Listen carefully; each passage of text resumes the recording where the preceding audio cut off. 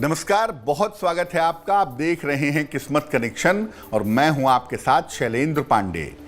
भाद्रपद महीने की शुरुआत हो रही है और आज हम बात करेंगे भाद्रपद महीने की। इस महीने की महिमा क्या है, इस महीने के नियम क्या हैं और इस महीने में किस देवी देवता की उपासना करने से आपको लाभ हो सकता है, इस विषय पर चर्चा करेंगे।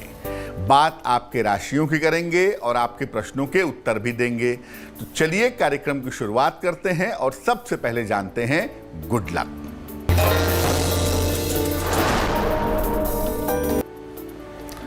भाद्रपद के महीने में पीले रंग के वस्त्र जरूर धारण करने चाहिए।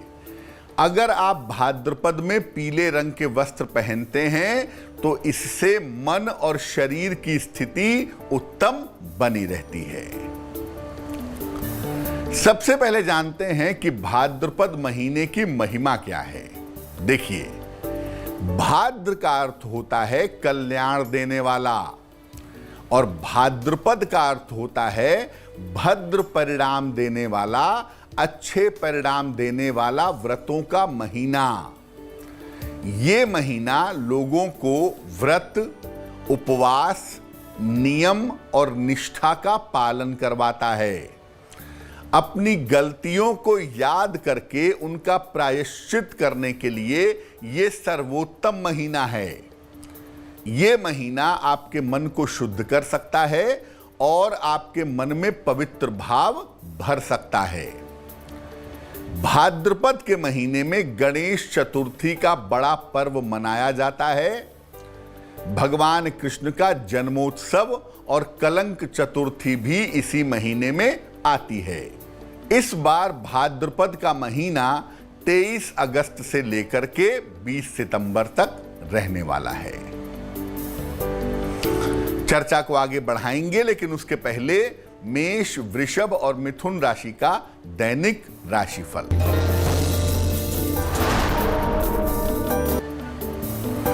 मेष राशि, संतान पक्ष की उन्नति होगी, धन का लाभ होगा, वाद विवाद से बचाव करें।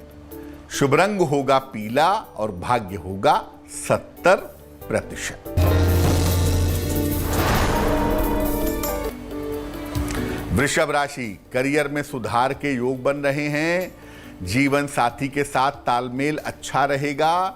संपत्ति लाभ के योग दिख रहे हैं। शुभ रंग होगा सफेद और भाग्य होगा 80%।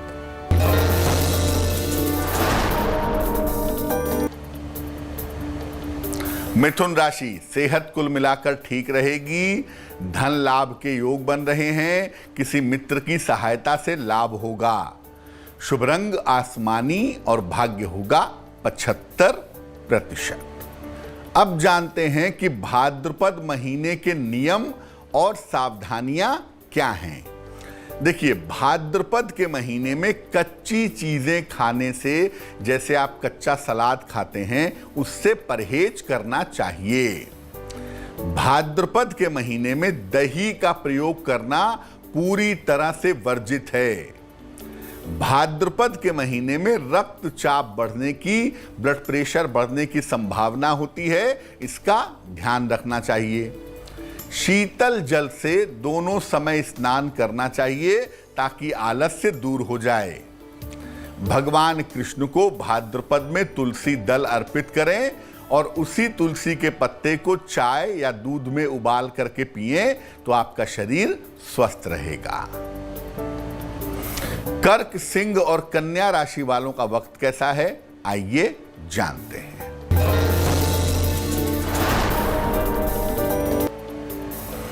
कर्क राशि, व्यर्थ की चिंता हो सकती है। परिवार में विवाद हो सकता है। सफेद वस्तु का दान करें। शुभ रंग होगा सुनहरा और भाग्य होगा 60%।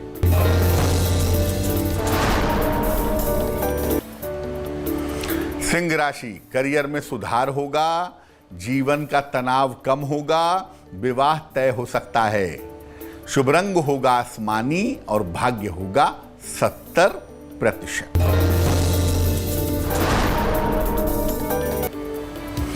कन्या राशि, परिवार में व्यस्तता रहेगी, स्थान परिवर्तन के योग बन रहे हैं, धन लाभ के योग दिख रहे हैं।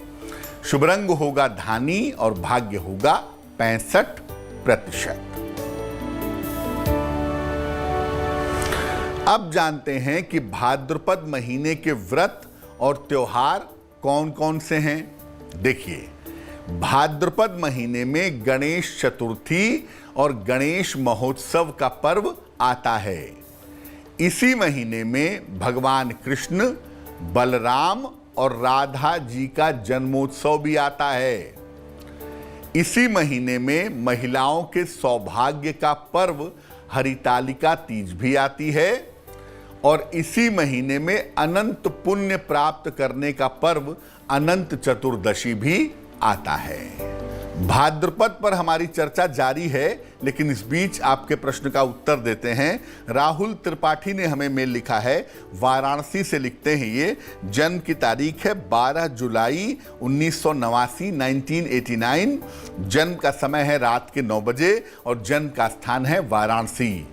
ये लिख रहे हैं कि व्यापार कर रहे हैं ये और आगे अपने व्यापार को बढ़ाना चाहते हैं, तो क्या पार्टनरशिप में व्यापार कर सकते हैं? पहली बात। दूसरी बात कि आने वाले समय में स्वास्थ्य और भविष्य कैसा रहेगा, इस बारे में जानना चाहते हैं। राहुल, आपको बता दूं कि आप पहली बात यह है कि अप्रैल 22 के पहले कोई व्यापार मत करिएगा। अप्रैल 2022 के बाद ही नए व्यापार की शुरुआत करना बेहतर होगा और जहां तक संभव हो पार्टनरशिप में, साझेदारी में मत जाइएगा, यह आपके लिए बहुत अच्छा नहीं होगा। तीसरी बात यह है कि आने वाला समय आपका बेहतर है करियर के लिहाज से, धन के लिहाज से। स्वास्थ्य की जहां तक बात है, आपको नवंबर 2022 तक वाहन दुर्घटनाओं से, चोट चपेट से, सर्जरी आदि की समस्याओं से बचना होगा। फिलहाल आप नित्य प्रातः सूर्य भगवान को जल चढ़ाएं और सुबह शाम एक बार संकट मोचन हनुमान अष्टक इसका पाठ करें तो आपके लिए शुभ रहेगा। अब ये जानते हैं कि भाद्रपद के महीने में भगवान कृष्ण का जन्म हुआ था, तो भाद्रपद के महीने में भगवान कृष्ण की कृपा कैसे मिलेगी? देखिए, वैसे तो भाद्रपद में दही का प्रयोग करना मना है, लेकिन अगर आप पूरे महीने में पंचामृत बना करके भगवान कृष्ण को स्नान करवाते हैं तो आपकी तमाम मनोकामनाएं पूरी हो सकती हैं।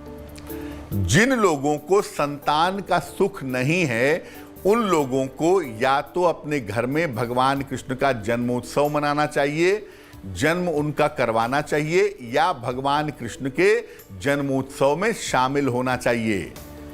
इस महीने आत्मविश्वास को बढ़ाने के लिए श्रीमद् भगवद गीता का अगर पाठ किया जाए तो इसके परिणाम बड़े शुभ होते हैं। इस महीने में लड्डू गोपाल और शंख की स्थापना करने से घर में संपन्नता आती है, घर में प्रॉस्पेरिटी आती है। तुला, वृश्चिक और धनु राशि वालों का वक्त कैसा है, आइए जानते हैं।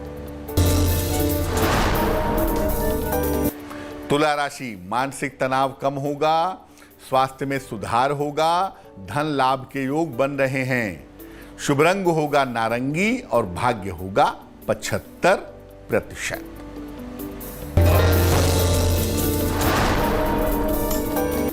वृश्चिक राशि, बार बार बदलाव से बचाव करें, अपनी योजनाओं को गोपनीय रखें, भगवान शिव को जल अर्पित करें। शुभ रंग हरा और भाग्य होगा 60%।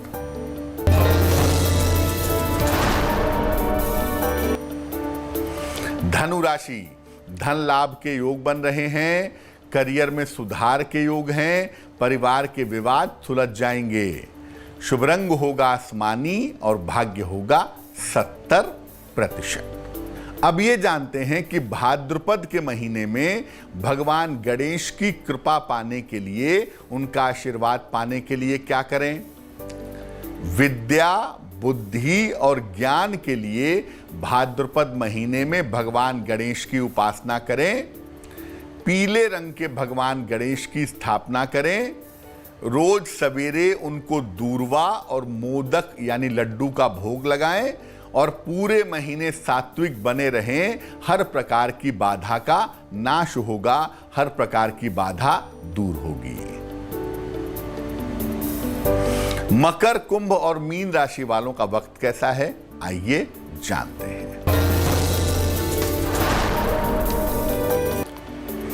मकर राशि, कार्यक्षेत्र में स्थिति मजबूत होगी, कोई नई जिम्मेदारी मिल सकती है, शत्रु और विरोधी परास्त होंगे, शुभ रंग होगा ग्रे और भाग्य होगा 80%।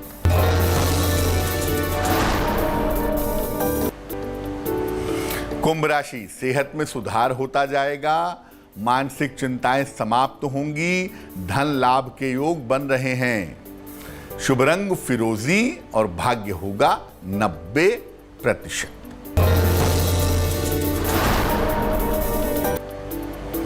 मीन राशि, स्थान परिवर्तन के योग हैं, संतान की उन्नति होगी, वाणी और क्रोध पर नियंत्रण रखें, शुभ रंग सफेद और भाग्य होगा 70%।